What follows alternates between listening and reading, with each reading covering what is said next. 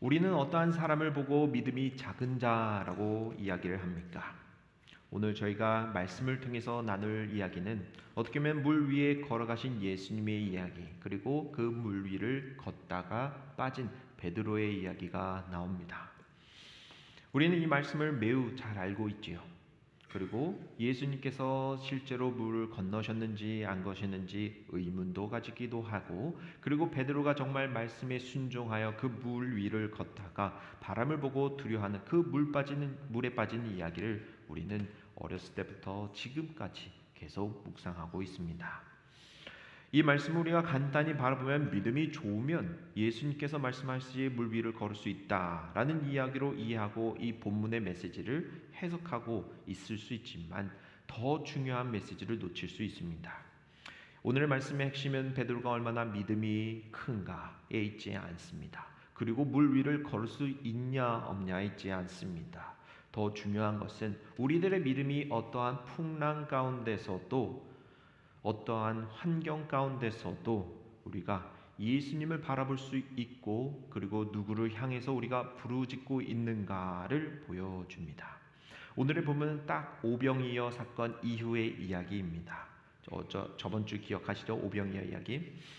예수님께서 보리떡 5개와 그리고 물고기 2마리를 이제 받고, 그리고 축사 기도하시고 감사 올려드린 후에 하나씩 떼어서 많은 사람들을 먹이셨습니다. 정말 놀라운 기적이 일어났지요. 그리고 정말로 많은 사람들은 그 예수님의 그 놀라운 능력을 열광하면서 그리고 하나님을 바라보았습니다. 그리고 병행 9절 요한복음 보면은 그 사람들이 갑자기 예수님을 바라보면서 이렇게 이야기를 합니다. 즉 억지로 붙잡아서 임금으로 삼으렸다는 기록이 기록되죠. 자, 다 같이 한번 읽어보도록 하겠습니다. 그러므로 예수께서 그들이 와서 자기를 억지로 붙들어 임금으로 삼으려는 줄 아시고 다시 혼자 산으로 떠나 가시니라. 많은 사람들은 그 예수님의 전능하심을 경험했습니다. 정말 놀라운 사실입니다. 배고픈 자의 배를 배불리하여 주시고, 그리고 정말 행복 또는 평안을 제공해 주시면서 그 예수님이 누군가를 알 것 같았지만, 많은 사람들 그 메시아 구세주 되신 예수님을 정작 임금이 되려는 모습으로, 그리고 오히려 임금이 돼야 한다는 마음으로 바뀌게 됩니다. 예수님을 직접 두 눈으로 바라보고 기적도 보았지만 자기 자신이 믿고 싶어하는 방식대로 예수님을 보고 따르고, 그리고 그렇게 되어주기를 잘못 믿었던 것이죠. 당시 유대인들의 상황은 어떠했는가? 우리가 돌아보면 로마 제국에 의해서 지배를 받고 있던 상황입니다.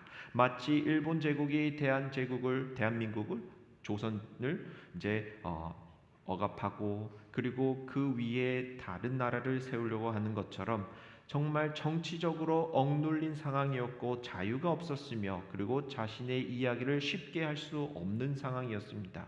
그렇기 때문에 많은 유대인들은 자기들이 그 처해진 상황에서 해방되기를 원했죠. 독립되기를 원했습니다. 현실의 문제를 해결해 줄 구세주, 즉 메시아를 기대하고 있었습니다. 그들이 필요한 것은 예수님의 자신들의 왕국을, 일상적인 삶, 안전하고 배불리 먹을 수 있는 그 편안한 삶을 만들어줄 수 있는 왕을 원하였습니다. 우리가 배고플 때 먹여주는 자, 압제에서 구해줄 수 있는 자, 그리고 자신들의 나라를 다시 세워줄 수 있는 그 다윗 왕 또는 솔로몬 왕과 같이 그 풍성함을 원했죠. 그러나 예수님의 이 땅에 오신 목적은 단지 사람들이 현실적인 필요를 채우기 위해서 이 자리에 오시지 않았습니다. 오늘날 우리가 과거를 기억해도, 우리가 교회의 과거의 이야기를 기억해도 우리는 항상 영광스러운 순간을 기억하며 한때는 이러했지라고 쯧쯧쯧 또는 한탄하며 살아갈 때가 많이 있습니다. 그리고 과거엔 이러한 지도자가 있었고 영웅이 있었고, 그리고 또는 대통령 또는 왕이 있었다라고 이야기하면 우리는 그런 꿈을 꿉니다. 그러나 예수님께서는 그러한 꿈을 꾸는 이스라엘 백성들 앞에 그 다윗 왕과 같이 위대한 왕으로 오시지 아니하고 우리의 죄와 죽음에서 우리를 구원하시기 위해서, 그리고 하나님과 우리 사이의 관계를 회복시키기 위해서, 그리고 우리에게 영원한 생명을 주시기 위해서 저 높은 하늘에서 낮은 자로 오셨습니다.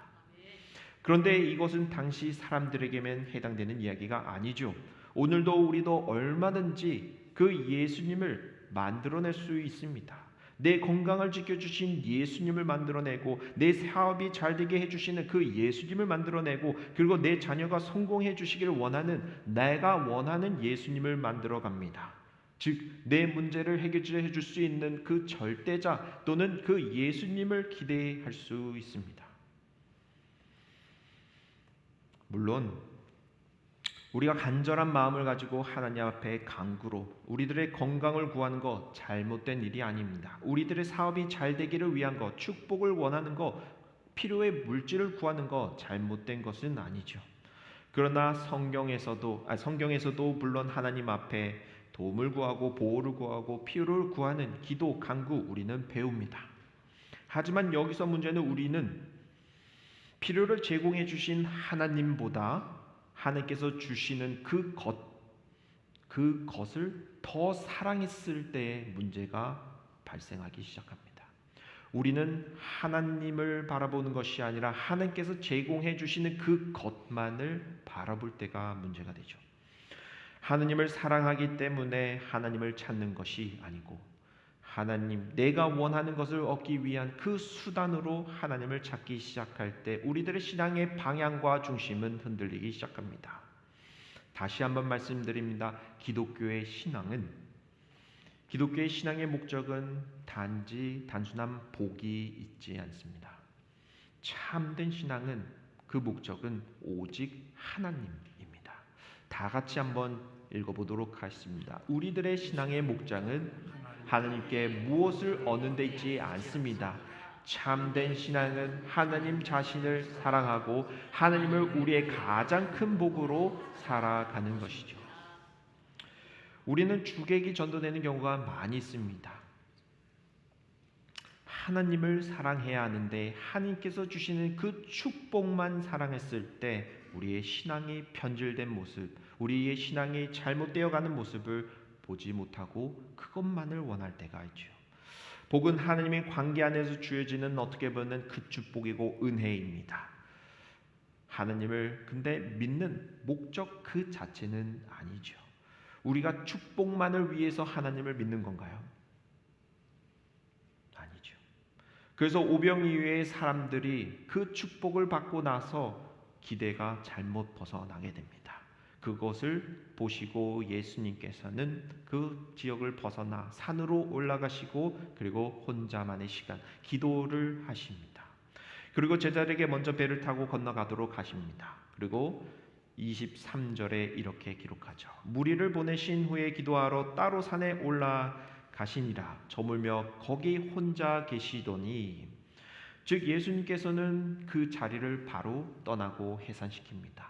그리고 기도의 자리로 함께 나가 하나님 앞에 간구의 기도를 드리죠. 그런데 제자들이 이제 배를 타고 이제 떠나가는데 가는 도중에 큰 바람을 만나게 됩니다. 24절에 다 같이 한번 읽어보도록 하겠습니다. 배가 이미 육지에서 술이나 떠나서 바람이 거스름으로 물결로 말미암아 고난을 당하더라. 자, 하나님께서 예수님께서 말씀하신 대로 제자는 순종하며 그 배를 타고 건너갑니다. 그럼 많이들 이해를 하죠. 그러면은 이제 안전하게 목적지까지 도착해야 되는 것이 맞는데, 그럼에도 불구하고 순종했음에도 불구하고 그 예수님께서 명령하신 길을 갔지만 풍랑이라는 고난이 찾아옵니다. 우리 신앙생활에서도 비슷한 일이 일어납니다. 나는 정말 신앙생활을 열심히 했다고 생각했는데 왜 나에게 이러한 순풍이 아니라 태풍이 불어오는 걸까? 하나님 어디 계십니까? 왜 침묵하십니까? 나는 말씀에 따라 순종하며 살아가고 있는데 왜 모든 문제가 자동적으로 해결되는 것이 아니라 오히려 더 많은 문제가 나의 삶 속에 나타나고 있습니까?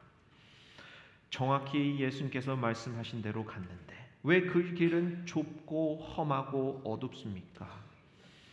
그 문제들은 우리들의 사업의 문제가 될 수도 있고 가정의 문제가 될 수도 있고 건강의 문제가 될 수 있습니다. 정말 다양한 문제는 우리는 매일 마주하고 있지요. 그리고 열심히 기도하는 믿음 가운데 충실인 가운데 그 어려움 속에서 우리는 쉽게 좌절합니다. 하나님, 제가 무엇을 잘못하고 있습니까? 제가 잘못된 길을 가고 있는 것입니까? 제가 무엇을 했기 때문에 저에게 이러한 고난 또는 십자가를 지게 하십니까? 제가 이러려고 예수님을 믿습니까? 이러려고 하나님께 순종합니까? 이러려고 성령님께서 보내신 그 길을 나아갑니까? 그러나 오늘 이 본문을 우리가 다시 한번 영적인 눈으로 뜨고 잘 보길 원합니다. 그럴 때 이 말씀 속에서 새로운 은혜가 아닙니다. 이미 이전에 있었던 은혜를 우리는 다시 발견하게 됩니다. 자, 제자들이 풍랑에 만난 것은 제자들이 불순종했기 때문이 아닙니다. 분명 예수님께서 말씀하신 대로 그 길을 가는데도 불구하고 풍랑은 찾아옵니다. 우리가 생각하는 그 믿음의 여정, 언제든지 풍랑이 찾아올 수 있고 태풍이 찾아올 수 있고 심지어 생명까지 위협할 수 있는 그 길이 나올 때가 있습니다. 오늘 말씀에 여기서 중요한 점은 그 풍랑 속에 있다고 예수님이 우리와 함께 계시지 않는 것이 아니죠. 예수님께서 하나님께서는 우리들에게 언제든지 함께 계시고 동행하고 계십니다. 그리고 예수님은 또 그 풍랑의 자리에 있는 제자들에게 오자마자 풍랑을 없애신 것이 아닙니다. 어떻게 아시죠? 우리는 하나님 앞에 이렇게 기도합니다. 하나님, 이 문제를 빨리 해결해 주세요. 빨리 건강히 낫게 해주세요. 이 고통으로부터 해방시켜 주세요. 이 문제를 당장 right now 해결해 주세요 라고 매일 기도합니다. 그러나 예수님은 그 문제가 사라지기 이전에 우리들에게 나오는 때 이렇게 이야기하시죠. 어떻게 이야기하십니까? 내가 너와 함께한다. 내가 너를 지켜보고 있다. 우리는 그 문제가 해결되는 것을 바라보면서 하나님을 믿지만 하나님은 그 자리 속에서 하나님을 찾는 우리들의 모습을 바라보고 계십니다. 우리 인생에 풍랑이 없는 때가 있습니까? 우리가 예수님을 믿고 나서 풍랑이 없다고 하면은 정말 감사한 일이죠. 그러나 풍랑은 끝없이 찾아오고 심지어 제자들도 그 풍랑 속에서 고민하면서 두려움에 헐떡이면서 어떻게 해야 될지 모를 때 예수님께서 저 멀리서 걸어오십니다. 그때 제자들이 두려운 마음으로 바라볼 때 심지어 저기 바다 위를 걸어오시는 분을 귀신, 유령이라며 소리치면서 무서워하며 벌벌 떨립니다. 유령이다. 이제 죽음이 가까웠구나. 이제 우리는 끝났구나. 우리는 여기서 마지막을 준비해야 되겠구나. 무서워하며 덜덜덜 떨고 있을 때, 하나님의 임재조차 보지 못하고 있을 때, 그래도 예수님은 가십니다. 27절 다 같이 읽겠습니다. 예수께서 즉시 이르시니 안심하라. 나니 두려워하지 말라. 즉 안심하라. 나다. 두려워하지 말라라고 이야기하십니다. 여기서 중요한 표현 나니까 괜찮아질 거야.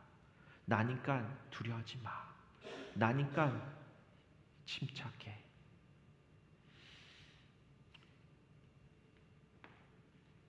그러고 나서 바람이 바로 없어졌습니까? 아닙니다. 그래도 풍랑은 계속 있었습니다. 예수님께서 내가 여기 있다고 말씀하셨지만 풍랑은 계속 있었고 그리고 제자들은 그 자리에 그대로 있었습니다.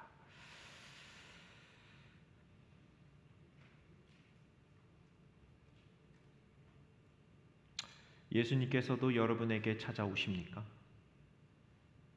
안심하라라고 말씀하십니까? 그리고 예수님께서 여러분에게도 두려워하지 말라라고 말씀하십니까? 우리가 문제를 바라볼 때 어떻게 그 하나님의 임재를 경험하십니까? 여기서도 베드로가 뜬금없이 또 이러한 질문합니다. 베드로가 대답하여 이르되 주여 만일 주님이시거든 나를 명하사 물 위로 오라 하소서 하니. 참 재밌습니다. 베드로도 그 풍랑 속에서도 물로 저도 걷고 싶습니다라고 이제 예수님께 이야기합니다. 그래서 예수님이 이야기합니다. 그래, 오라. 반대하지 않고 오라. 그리고 베드로가 이제 배에서 내려서 물 위를 걷기 시작합니다. 또 여기서 우리가 잊지 말아야 될 것은 여기서 베드로가 어떠한 특별한 능력이 있기 때문에 그 물 위를 걸은 것이 아닙니다. 베드로가 물 위를 걷다가 그 순종의 마음으로 걷다가 갑자기 두려운 마음이 다시 찾아옵니다. 확. 분명히 또 다시 순종하는 마음으로 나아가지만 거기서 우리들의 믿음과 비슷합니다. 내가 물 위를 걸었으니까 이제 내가 훌륭한 사람인가, 강한 사람인가, 내가 정말 다른 제자들보다 더 뛰어난 사람인가, 우리는 비교하면서 우리들의 신앙의 도토리 제기를 합니다. 그러나 그 순간, 불가능한 일을 보는 순간, 그래도 우리들의 믿음은 흔들릴 수 있죠. 30절에 이렇게 기록합니다. 바람을 보고 무서워 빠져가는지라 소리질러 이르되 주여 나를 구원하소서 하니. 즉 믿음의 순종을 했는데 계속 풍랑도 만나고 그리고 심지어 그 강물을 걸을 때에도 그 빠지는 일이 일어납니다. 아니 나는 예수님을 믿고 있다고 생각하는데 왜 이러한 순간들이 있습니까? 그리고 무서워, 여기서 중요한 단어 무서워 이야기. 어느 순간 우리는 예수님보다 바람이 더 크게 보일 때가 있고 예수님보다 그 폭풍에 더 무서울 때가 있고 그리고 예수님보다 우리들이 삶 속에 마주하는 문제가 더 크게 다가올 때가 있습니다. 우리는 그것에 무서워 빠질 때 우리는 이제 신앙이 흔들립니다. 아, 내가 이러한 병에 걸렸구나. 아, 내가 이러한 상황에 처해 있구나. 아, 내가 어떻게 이 문제를 해결할 수 있을까? 그때 예수님보다 더 크신 예수님보다 그 작은 문제에 우리가 너무 집중한 나머지 그 길에서 막혀 어찌할 바를 모릅니다. 우리들의 신앙도 그렇습니다. 처음에 우리가 믿음을 가지고 시작을 합니다. 그리고 기도도 하고 그리고 하나님 앞에 말씀을 붙잡고 살아가는 나는 예수님을 믿겠습니다 고백하면서 눈물과 회개로 나아갑니다. 그리고 예수님의 그 첫 만남을 믿음으로 고백하면서 나는 이제 구원을 받았으니 무엇이 두려울 수 있으랴 하면서 우리가 용기를 냅니다. 그러나 살아가다 보면은 여러 가지 바람들이 있죠. 병원을 진단을 받았는데 암입니다. 통증 장구를 봤는데 마이너스입니다. 가족이 봤는데 가족이 건강하지 않고 문제가 보입니다. 그리고 사업도 잘 안 됩니다. 내가 가진 두려움이 점점점 자라면서 커 보이면서 예수님이 이제 옆으로 밀려날 때가 있습니다. 즉 우리들의 믿음이 흔들리기 시작하지요. 베드로도 그랬습니다. 그러나 베드로가 외칩니다. 주여 나를 구원하소서. 그 짧은 기도 한마디 속에 많은 것들이 들어있습니다. 주여 나를 구원하소서. 여러분들은 문제를 직면했을 때 어떠한 기도를 드립니까? 주여 나를 구원하소서입니까? 아니면 이 문제를 해결해 주소서입니까? 생명을 구하는 그 절박한 믿음의 기도. 그러자 31절에 예수님께서 이렇게 말씀하십니다. 예수께서 즉시 손을 내밀어 그를 붙잡으시며 이르시되 믿음이 작은 자여 왜 의심하였느냐 하시고. 믿음이 작은 자야 왜 의심하였느냐 하시고. 전 여기서 즉시라는 단어가 참 좋습니다. 즉시. 베드로가 앞에서 허우적거렸을 때 조금 있다가도 아니고 바로 즉시 손을 내밀어서 꺼내면서 왜 의심하느냐? 내가 분명히 너를 걷게 하였는데 왜 의심하느냐? 우리들의 믿음이 이렇습니다. 우리가 하나님을 바라볼 때도 그때는 감정에 쌓여서 하나님 감사합니다. 이 은혜 가운데 제가 하겠습니다 하지만 결국에 베드로처럼 두려워하고 무서워하고 그 문제를 그 바다의 그 어두운 바다를 보았을 때 두려움에 빠질 때는 믿음이 작은 자가 될 수도 있죠. 그 예수님의 손을 붙잡으시기 바랍니다. 그리고 예수님께서 말씀하신 대로 믿음이 작은 자여 왜 의심하느냐. 우리가 의심 물론 할 수 있습니다. 그러나 주님의 손을 의심하지 마시고 붙잡으시길 바랍니다. 여기서 은혜가 예수님의 책망보다 먼저였습니다. 먼저 손을 내미십니다. 구원이 그 많은 교훈보다 먼저였습니다. 바로 손을 내미시고 즉시 구원하신 하나님을 우리는 믿고 그리고 그 손을 붙잡으시기 바랍니다. 여기서 중요한 것 하나가 더 있습니다. 우리가 가져야 될 마음가짐입니다. 나는 절대로 흔들리지 않을 것이라고 우리가 자신하는 것입니다. 우리가 운전을 잘해, 그때 사고가 나지요. 나는 공부를 잘해, 물론 이제 성적이 잘하면 좋겠지만 고꾸라질 때가 많이 있습니다. 나는 원숭이처럼 나무를 잘 타, 그러는 순간 나무에서 떨어지기도 합니다. 내가 예수님을 잘 알고 믿고 그리고 나는 절대로 어떠한 상황 속에서도 흔들리지 않을 거야. 그때 더욱더 우리 자신을 돌아보면서 내가 이러한 믿음에 있었구나. 더 보면서 우리는 발전해야 됩니다. 그리고 물에 빠지는 그 순간에도 주여 나를 구원하소서. 이 외칠 수 있는 귀한 믿음을 간직하기를 소망합니다. 자, 이제 마침내 예수님과 베드로가 배에 오르자 바람이 싹 멈춥니다. 그 말은 그 전까지 계속 폭풍이 있었다는 거죠. 자, 마지막 33절에서 제자들은 예수님께 고합니다. 배에 있는 사람들이 예수께 절하여 이르되 진실로 하나님의 아들이로소이다 하더니 그들의 신앙은 비록 그 장면을 보면서 하나님의 아들이심을 믿고 기억합니다. 오병이어 사건 뒤에도 분명 그들이 이야기합니다. 하나님은 정말 대단하신 분이구나. 정말 왕 중의 왕이시구나. 모든 현실을 해결해 주실 수 있는 왕이구나 라고 믿고 의지합니다. 그러나 참된 제자는 그 결과를 보고 예수님을 믿는 것이 아닙니다.